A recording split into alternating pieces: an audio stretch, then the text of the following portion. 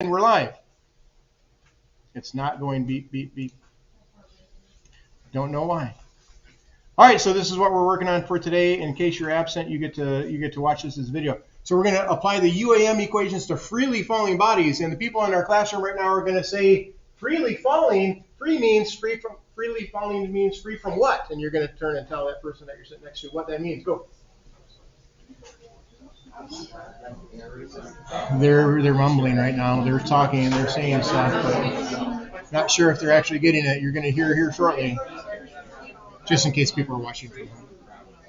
Right now, they're looking at me strangely. All right, and someone's going to raise their hand and volunteer for the whole class. Free from what? No one's raising their hand. Thank you. Way in the back. Xavier. I love it. Free from outside interaction. So it's freely falling. That means only the force due to gravity is acting on. No air drag, no one throwing the ball, anything like that. It's just in a state of free fall. Now, what about this? What about while it's rising? Is it still falling freely? While it's rising, is it still falling freely? You're going to turn and talk while we're waiting for an answer. Go, turn and talk. What about while it's rising?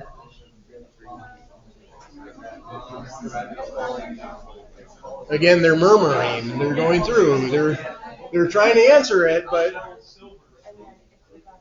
all right. And someone besides Xavier, thank you for doing that one. Someone besides Xavier is going to raise their hand and volunteer for this one and say yes or no. Thank you. Nathan is going to do this. Yes. It is freely falling. Thank you. That was a little bit trickier question. It's freely falling from its straight line path that it would have if there was no gravity, right? And you guys have heard of Newton's laws before. I'm sure you have, because you can't be a human 16, 17, 18 years old without having heard this law, that objects at rest stay at rest, objects in motion stay in motion, unless acting on an unbalanced force, right? You guys had to have heard that. So if there was no gravity at all, this thing would just continue to rise and rise and rise and rise forever, right? If there's no gravity. Of course, we wouldn't say it's rising, because gravity is often opposite the way that we would be, or gravity's down and we'd be rising upward. So this thing is just falling away from its straight line motion while it's rising. So we would say it's still freely falling. It's accelerating downward at all times at that value of g. Now we're going to use symmetry for some insights. We're going to look at numerous examples. I'm going to try to do a demonstration today with graphical support. That will not be able to be captured with video. And then, quick announcement. We do have a test coming up. So tests are usually a good 3 to 4 weeks in to these courses. And so I've already heard that some of you have already had some tests in some of your classes. Is this true? Mm-hmm. Yeah, so we're going to do ours next week. I'm not sure exactly what day. I'm planning Wednesday, but what's the problem with Wednesday? They're early release days, and that means we have like 5 less minutes. And there are times that people really freak out on these tests because it's like, oh my gosh, it's my first test, and you don't know what to expect. Right? And so if it is Wednesday, I'll promise to make it a little shorter. What's the problem with the short test? There's less points on it, which means it's harder to sort of get that A that you guys are all shooting for. And so if it is Wednesday, it'll be shorter. If it's Thursday, because I feel like we need more time, it'll still be a little shorter, because I know your first test is going to be one of those really stressful things. So I understand that. Test anxiety will often make people perform less well than they actually should, because they know the material, but they sort of freak out a little bit. Would you acknowledge that sometimes test anxiety causes you to not perform as well? That happens. It's a real thing. I used to get so nervous on a test, like, oh, I'm going to take a test like that. I would literally have to like tighten everything up for just a minute and then relax, and then tighten everything up for just a minute and then relax, and that's what I had to do to try to get myself ready for this thing. So I know it's a real thing. Okay, so just try to relax. You're going to do well on this. It's a growth mindset, stuff that we have to keep in the right frame of mind so that we can just always perform at our best. Okay, we're going to get the note packets up, right? And so we're going to start looking at the things that we didn't do yesterday, because we were doing that cool demonstration with the vacuum tube, which I thought was really, really fun.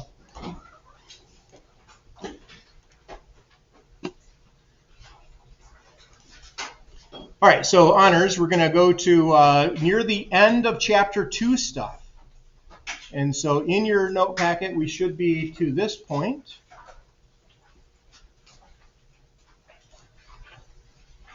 We've talked about reference frames, displacements, average velocity, instantaneous acceleration, motion at constant acceleration, solving problems, falling objects. That's where we are now. We've been incorporating graphical analysis throughout a lot of this. So we're really on our last topic for chapter 2. And so if you've been here for every class, we've gone through all of these slides. We did not solve this problem. That problem is one of the more challenging problems that we would try to solve, and we just don't always have time to go through and do that one, so we did not do that one. Yesterday we talked about G being about 9.8 or 22 miles per hour per second, and then now we're going to start looking at some of these problems related to freely falling objects. Raise your hand, you've heard of Galileo? Galileo was the scientist that initially did this experiment, at least that's what the records say, standing off the edge of the Leaning Tower of Pisa. And he would drop two objects at different weight, and for most intents and purposes, they hit about the same time. And so we're like, hey, falling bodies all fall at the same rate. Now, air drag did not significantly affect these things, and so they hit pretty close to each other. If an object is dropped from rest, how far is it falling after 2.5 seconds? I could use this equation to determine that. I could use delta y is equal to 1/2 gt squared to determine how far it's fallen after 2.5 seconds. I could use that one. Now, some of you are going to look at that equation and say, wait, that's a new equation. And others are going to look and say, no, that's just equation number 3 on my list over on the side wall. With x changed to y, vertical usually we think of as y, horizontal as we think of as x, but it's just a variable. Instead of a, I have g, because that's the acceleration due to gravity, and I have no initial velocity, so the v naught t just is 0. And so that's equation number 3. We don't have to have a new set of equations. It's just one of the 4 that we've been using. And I would just go ahead and solve that by plugging in 1/2 9.8 meters per second squared. I take that 2.5 seconds, I square that, and when I'm done, I get the distance it's fallen. So 0.5 times 9.8, 2.5 x squared. And I'm getting about 30.6 meters, which is roughly 31 meters. And we've solved our first free fall problem. Acceleration due to gravity, constant, 9.8 meters per second, and that would be the distance it's falling. Now, for the second question, how fast is it traveling? I could use this equation. I could use the one that says delta V is equal to G times T. And you're saying to yourself, wait, that's a new equation. And I'm saying, no, it's actually just equation number 1. V final squared is equal to V initial squared plus A times T, written with G in place of A and no initial velocity. The initial velocity is 0. I just plug in 9.8 for that, multiply it by 2.5, and I get a speed, or in this case, a velocity of so much, and I can do that for us. 9.8, multiply that by 2.5, and my calculator gives me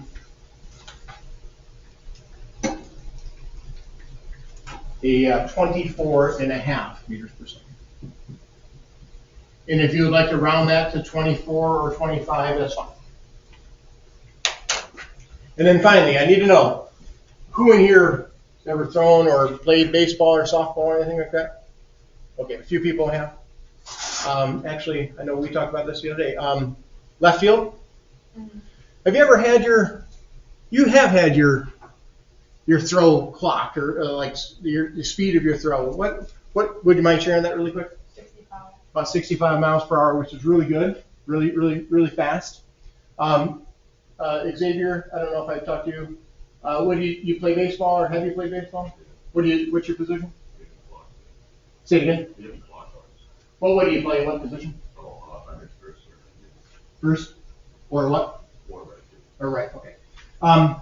Really good pitchers in major league pitchers might be able to throw a ball approaching 100 miles per hour.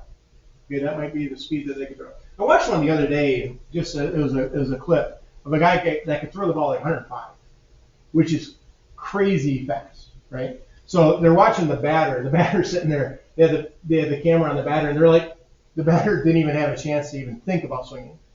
And they just zoomed in on the guy's face. He just looked back at the pitcher, like, really? I mean, it's so fast, right? So you almost have to be in the process of swinging before the release and then decide whether or not you're going to actually pull the trigger because it's so fast. So 45 meters per second is about 100 miles per hour. My question is how far would you have to drop a ball, allowing Earth to be the engine, not the person's arm to be the engine? How far would you have to drop it for the ball to acquire a speed that's close to a major league pitch? I was asking you guys to try that using the UAM equations. I replace A with G, and everything else is the same set of equations. Okay. How far?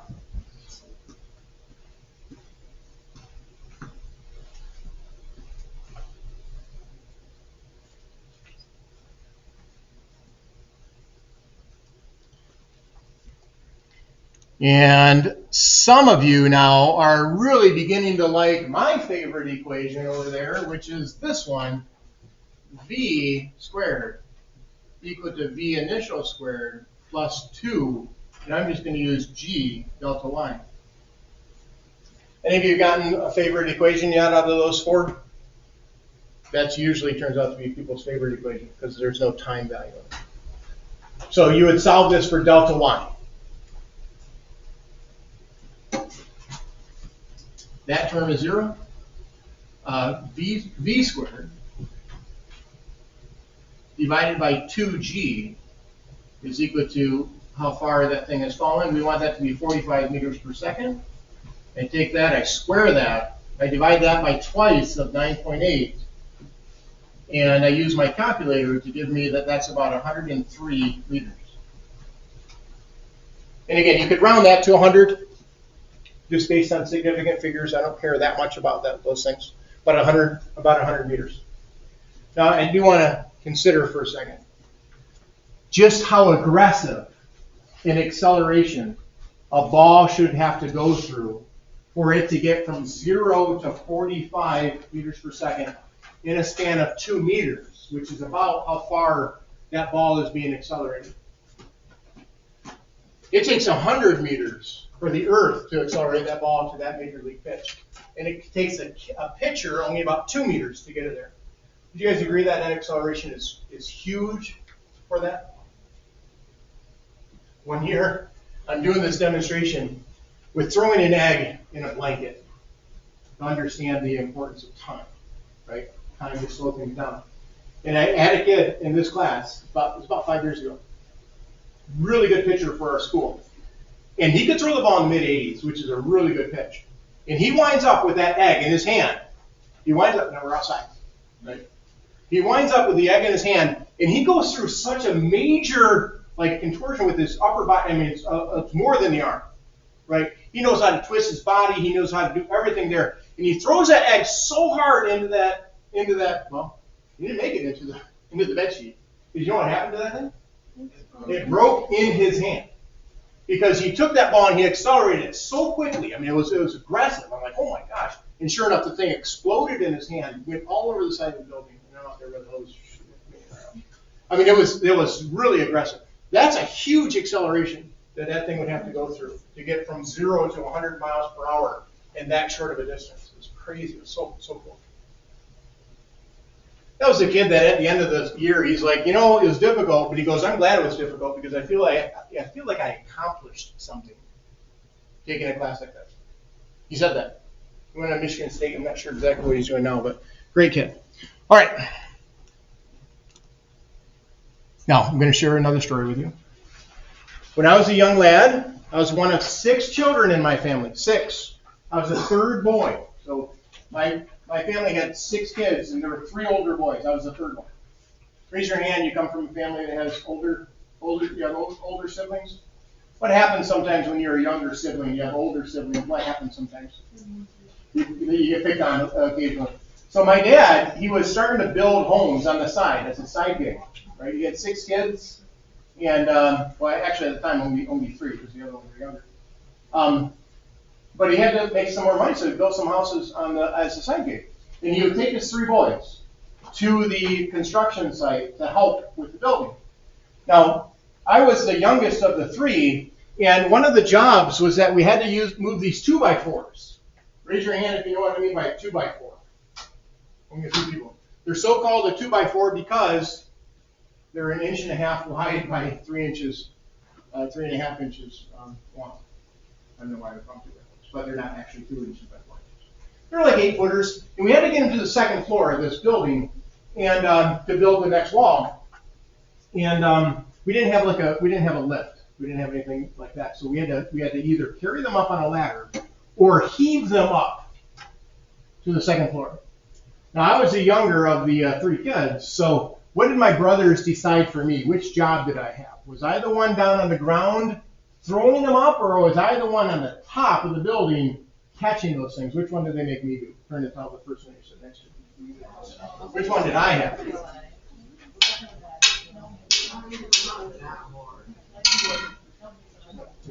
I love my brothers. They were really cool, but they picked on me some. Where did they place me? Was I the one throwing them, or was I the one receiving them?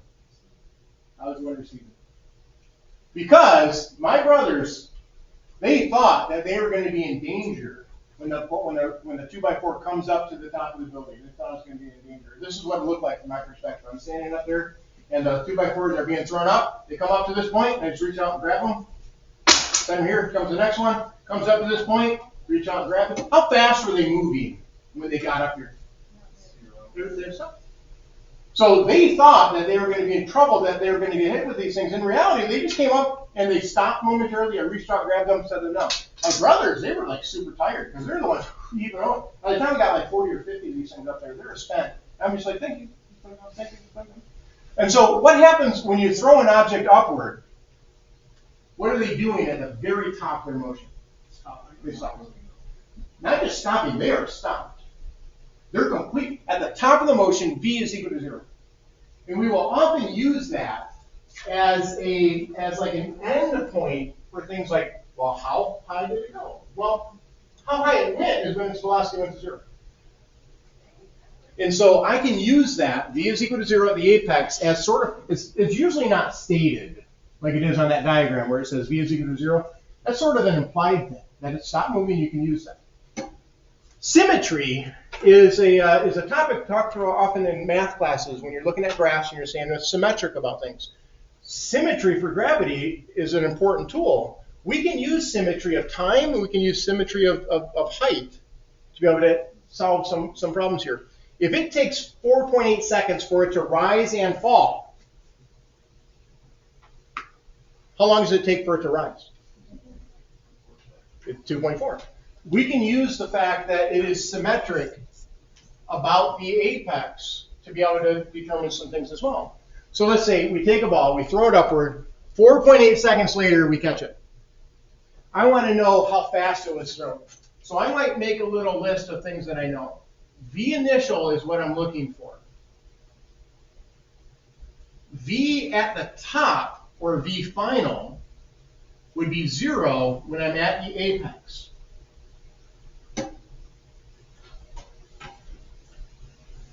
Usually not stated that that's the case. We have to infer that. The time to the apex is 1/2 the total time. And that's using ideas of symmetry. And of course, the acceleration throughout the entire motion, even while it's rising, and this is why it's important for us to understand that while it's rising, it's still falling, accelerating downward at 9.8 meters per second. If we want to call upward positive, then I'm going to put in that value as a negative 9.8. And I noticed that on that diagram, there's 2 G's, one on the left, one on the right. Both of them are downward, which we're calling downward in this case negative. Now, I want to know how fast it was thrown. If I make that little list, I could use this equation.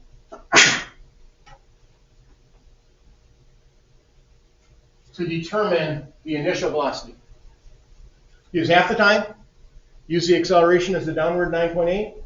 The velocity at the top is 0, solve that for V naught. So, move this thing over a little so we can see it better.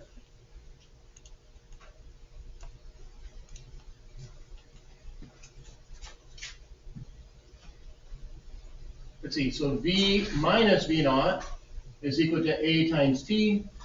That term is 0. Negative V naught is equal to A times T. I would say V naught then would be equal to the negative of a negative 9.8 times 2.4. And when we plug those numbers in, we get the speed at which we threw that. So that's the initial velocity. And that's about 23.5 meters per second. Round that to 24, that's fine. I want to determine how high that ball travels.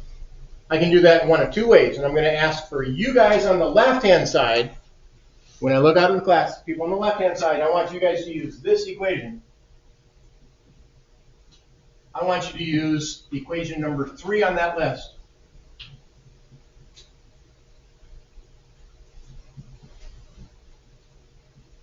That's equation number 3. You guys on the left-hand side, determine how high it goes. It goes using that equation. On the right-hand side, I want you guys to use this equation.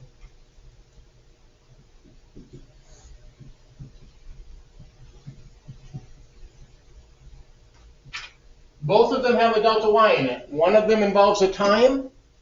The other one does not. You should get the same answer either way.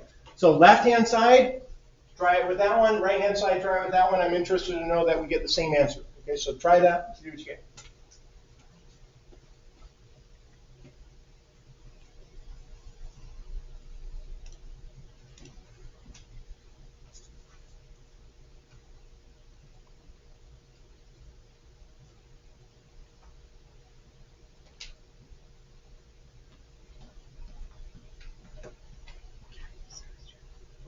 Did you use the obs?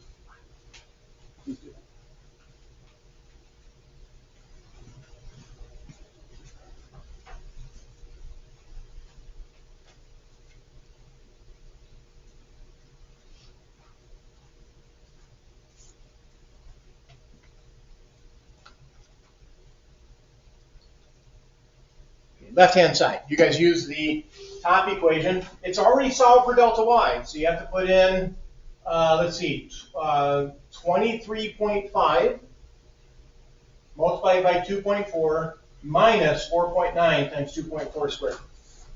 What do you guys get for the left-hand side? What do you guys get for that? Someone over here. We had 12 people or so doing that. Just shout it out. 28.6? 2? 28.6? 1, 2? Anyone confirming? Okay. The right-hand side, you didn't use the time value at all, but you had to solve that equation for delta y. So some people are going to be like, well, I'd rather just solve it with the first equation because you already have delta y there by itself. What do you guys get for the right-hand side when you solve that one for delta y? You should get exactly the same value. And it doesn't matter which of those two equations you use. They should all sort of connect, right? Okay.